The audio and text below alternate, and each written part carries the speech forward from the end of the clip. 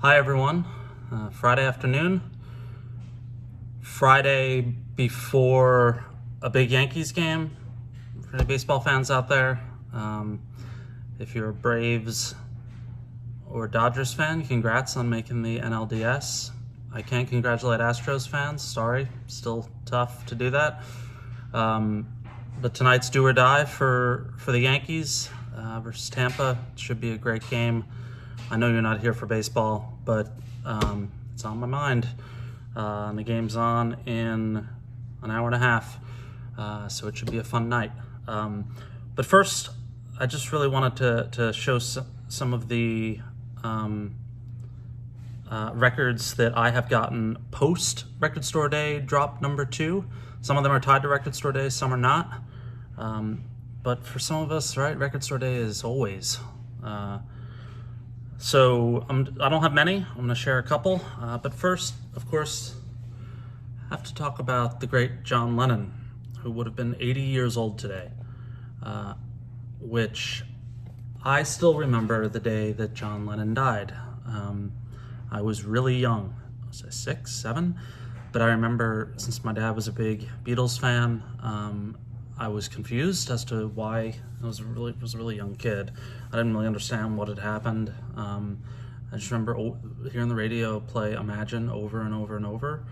And I love John Lennon. I don't know, he's my favorite Beatle. I mean, I love all the Beatles. It would either be him or George. And who doesn't love Paul or Ringo? But if I look at all the Beatles records and all the solo records and the Wings and all the bands that came out, George Harrison's All Things Must Pass, this is probably my favorite record by all of them. Plastic Ono Band, the John Lennon record.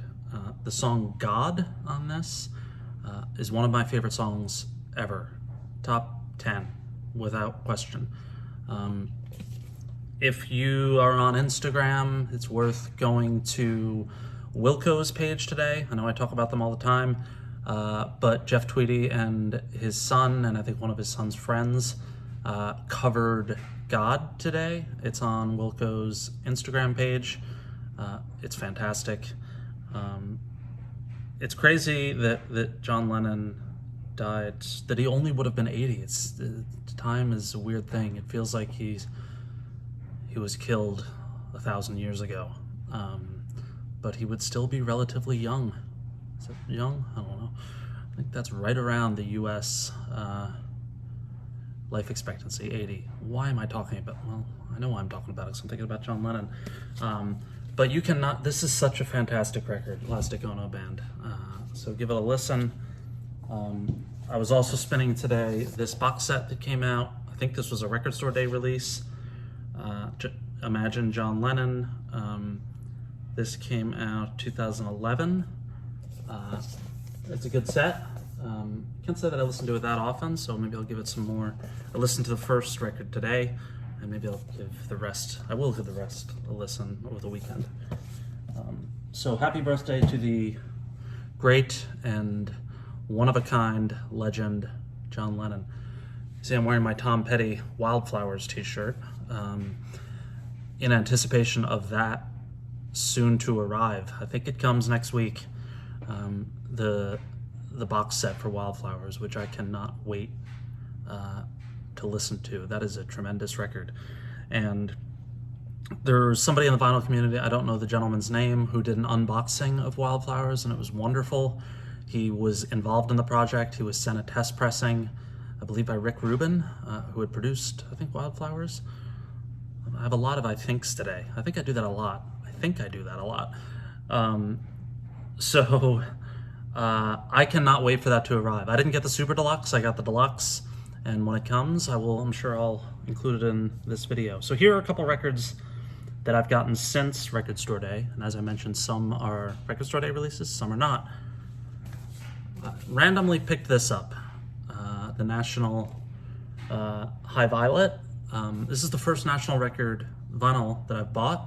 I really like Boxer.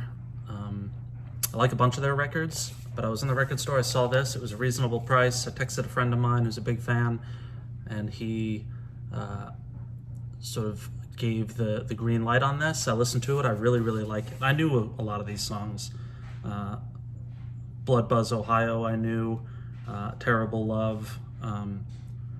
Maybe I'll get more of their records soon. The lead guy, Behringer, I don't remember his last name, just put out a solo record. I think he's only released a few tracks from it, but I'm excited to check that out too. Here is a Record Store Day release that arrived yesterday. Mott the Hoople. I love Mott the Hoople. This is the golden age of rock and roll. Looks like all the best stuff. All the Young Dudes, Sweet Jane. My favorite track of theirs, I Wish I Was Your Mother, that has been covered by a lot of bands. Great, great song. Haven't opened this yet. Wasn't a lot of talk about this in Record Store Day. I don't know why. So I hope it's good. I could find very few reviews, but this will go on this weekend. Really looking forward to that. Here is a record, and I posted this somewhere, that this is the most excited I've been for a vinyl record release in a decade. I don't think that's an overstatement. Might be, but the Jay Bennett and Edward Burch record, The Palace at 4 a.m., Part 1. This was Jay Bennett, his first record after being, I think, pushed out of Wilco. I think that's the story. If anybody should know that, it should be me, but there's been so many different stories about what happened there. I know his last show with Wilco was on July 4th in Grant Park of 2001, and then this came out in 2002 with his buddy Ed Burch, and it is a fantastic record. There are some that would say this is as good as any of the Wilco records, Yankee Hotel Foxtrot, Summer Teeth. I don't know if I'd go that far, but it really is an incredible collection of songs. Very Elvis Costello-ish. That's the sound that sort of sits with me when I listen to this. I've listened to this 3 times since I got it, which was probably 3 or 4 days ago. The sound is great. I only wish they'd had more liner notes, especially since Jay is no longer with us. I wish there was some more photos or just notes about these sessions, but I am so thrilled to have this. I got it from that store in Phoenix, Arizona, that In Groove, I think it's called. The guy has a very popular YouTube channel and talks pretty in depth about quality of records, and they got it to me in a decent amount of time, and I'm thrilled that I was able to buy it. I think I've mentioned my dog is named after Jay Bennett. I've mentioned that many times, but because I adopted my dog just a few days after Jay Bennett passed away in 2009. So I think of my dog when I play this.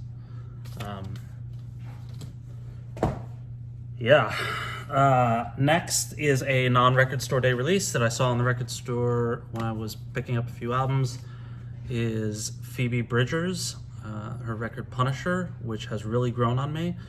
My friend Scott is a big fan and has shared the song Kyoto with me many, many times. I've given it 1 listen thus far. She's a real talent, one of the better young acts out there on Dead Oceans, great label. There's the inside. So I'm thrilled to give this a few more spins. I hope to see her live at some point.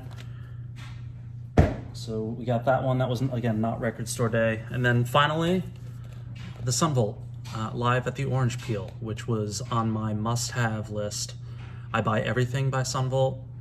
No surprise, given how much I talk about Uncle Tupelo and their affiliated bands. This is from 2005. And given how great the bottom line Sunvolt show is, anything live that comes out from Sunvolt I will pick up.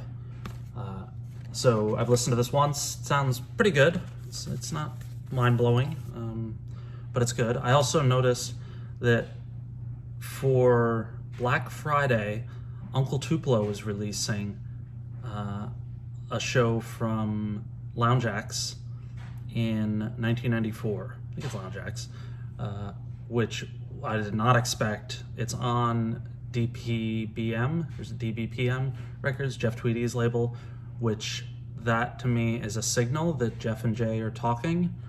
So I'm pumped for the Uncle Tupelo reunion. That will probably never happen, but you never know. And then finally, a band album that I wish more people knew about. This I got about 2 months ago, Richmond Fontaine. This is the Fitzgerald. Has some incredible songs. Casino Lights, Exit 194B. I wish more of their stuff was on vinyl. Their first few records I love. And then Willie, is it Willie Vlautin? I think that's how you say it. There's the inside. Is also a really respected author. He writes great books, sort of in the spirit of Larry Brown or a little bit of Faulkner-ish. Just not as, I guess, obtuse as Faulkner.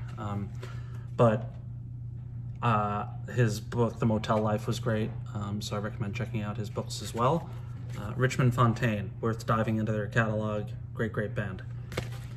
That'll do it. I'm going to say go Yankees, although there's a lot of people who don't like the Yankees. I hope you all have a good weekend. It's an interesting month for just about everything, and I will check back soon. Thanks for watching.